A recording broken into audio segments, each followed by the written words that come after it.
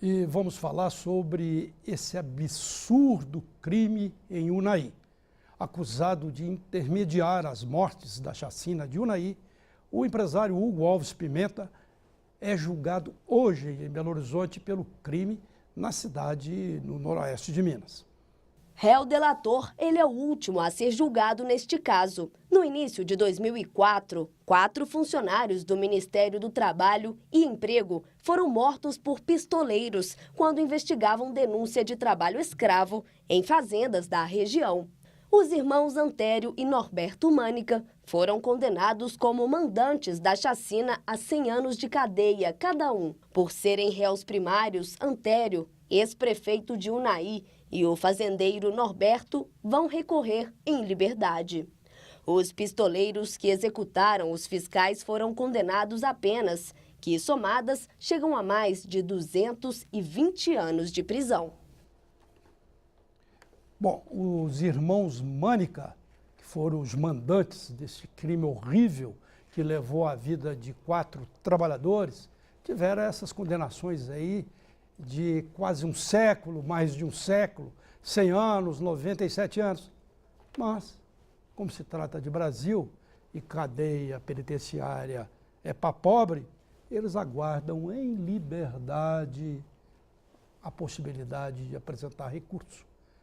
Fosse eu juiz, não sou juiz, não quero me arvorar em ser juiz, já que se trata de 2 milionários reis do feijão, eu colocaria uma prisão preventiva. De repente, eles pegam um avião aí e somem no mundo.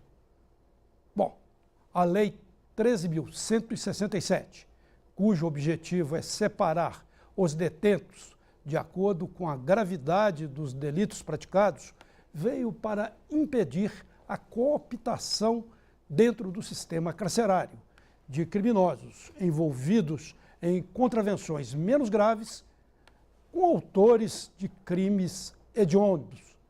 Pelo menos é o que defendem alguns especialistas. Recém-sancionada pela presidente Dilma Rousseff, a medida é classificada pelo Departamento Penitenciário Nacional como um avanço expressivo. O projeto aperfeiçoa a Lei de Execução Penal de 1984. A norma determinava apenas que o preso primário cumpriria pena em seção distinta daquela reservada aos reincidentes. O texto prevê 4 separações para os detentos.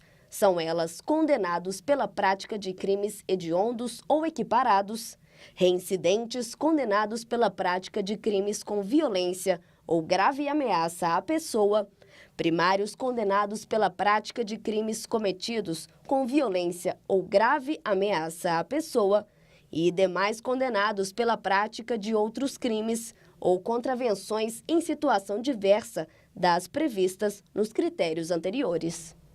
Vamos conversar agora com o Tiago Lenoir. Ele é advogado especializado em segurança pública. Boa noite, Lenoir. Prazer em recebê-lo aqui mais uma vez. Está tudo bem com você? Tudo ótimo, Barroso. Eu, resumindo isso ali que foi colocado no VT, vamos transferir isso para tráfico de drogas, só para eu ter um entendimento e quem nos acompanha também ter um entendimento. Seria separar aqueles grandes traficantes, que muito poucos estão na cadeia, porque nem polícia nem a justiça chegam neles em geral, daquele vaporzinho que a polícia pega para fazer número nas estatísticas. Seria separar os dois? Não, Barroso. Não? A lei não faz distinção entre o grande traficante e o vaporzinho. A lei, essa lei que foi sancionada pela Dilma Rousseff, ela altera o artigo 84 da Lei de Execuções Penais. E quando se fala em crime hediondo, se inclui aí o tráfico ilícito entorpecente, que ele não é um crime hediondo, é um crime equiparado a hediondo.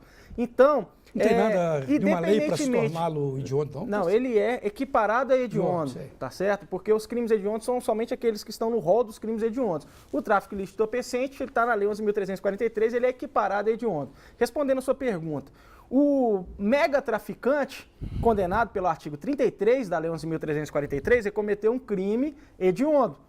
O traficantinho, né, o vaporzinho... Cheio desde a cadeia. Cheio deles da cadeia, ele cometeu um crime previsto no artigo 33 da Lei 11.343. Não se faz distinção e coloca-se os dois no mesmo local para cumprimento de pena. Então, essa lei ela vai gerar ainda uma polêmica ainda na prática, no universo carcerário, porque ela divide os presos pelos delitos. O preso que cometeu um crime hediondo vai ficar preso aqui nessa ala, o preso que cometeu roubo, que é um crime contra patrimônio mediante violência ou grave ameaça, vai ficar nessa ala aqui, o preso primário fica nessa ala, o preso residente fica nessa ala. Aquele que xingou a sogra fica lá na área separada, né? Os crimes assim mais leves, mas caluniou a sogra.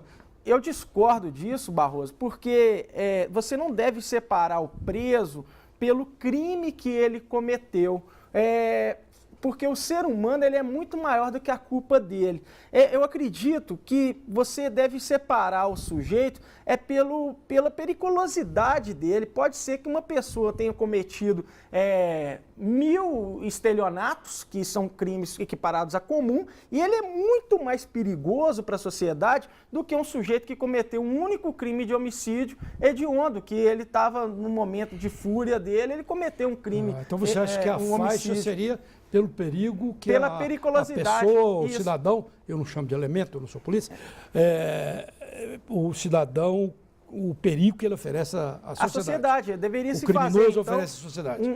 Um exame criminológico naquele sujeito para avaliar o grau de periculosidade dele. Eu gosto de comparar o crime, Barroso, à doença. Por exemplo, se você chega no hospital, não adianta você tratar todo mundo com AS, não adianta você dar uma aspirina para todas as pessoas, não adianta você dar uma quimioterapia para quem está gripado e não adianta também você dar um Tilenol para quem está de câncer. Então, o que é feito no sistema prisional é você dar o mesmo remédio para todas aquelas pessoas e separar por área, por ala, por que quer que seja, isso daí vai ser uma enorme dificuldade para o sistema prisional, que já é um sistema falido e sobrecarregado. Nós temos a visão que nós temos hoje do sistema prisional é um sistema que não suporta aquele número significante de presos. Então, como que você vai separar no Ceresp da Gameleira todos esses presos, sendo que lá a capacidade para 200 presos, nós temos 600,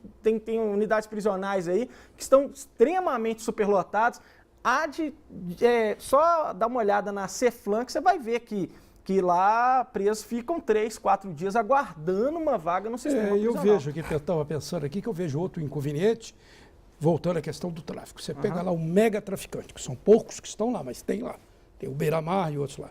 E você coloca-os juntos, é uma oportunidade de eles articularem e formarem lá dentro da própria prisão quadrilhas que vão atuar naturalmente e para tudo canto, né? Já que criminoso no Brasil, preso ou solto, ele é atuante, né? Essa lei ela está setorizando o crime, né? Então, juntando Al Capone com Al Capone. Organizando Beira-Mar com Beira-Mar. Organizando a universidade do crime, que é esses sistemas prisionais que nós temos. Eu discordo da lei, respeito a lei, né? A lei está aí para ser cumprida. Mas o certo deveria separar os sujeitos que estão cumprindo pena pelo seu grau de periculosidade. A própria lei ela já separa os presos provisórios dos presos condenados.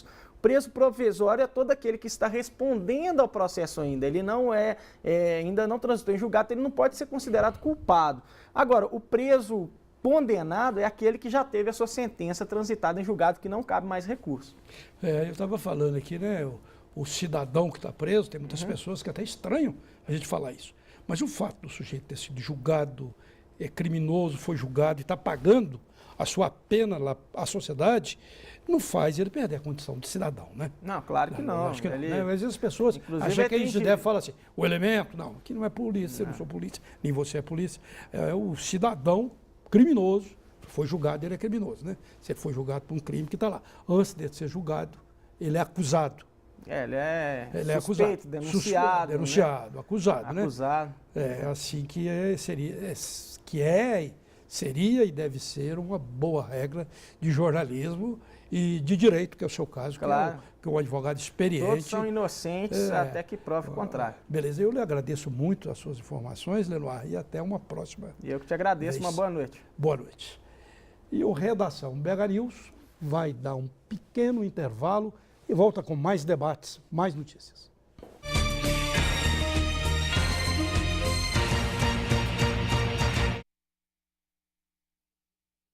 Quadro aí das cadeias brasileiras.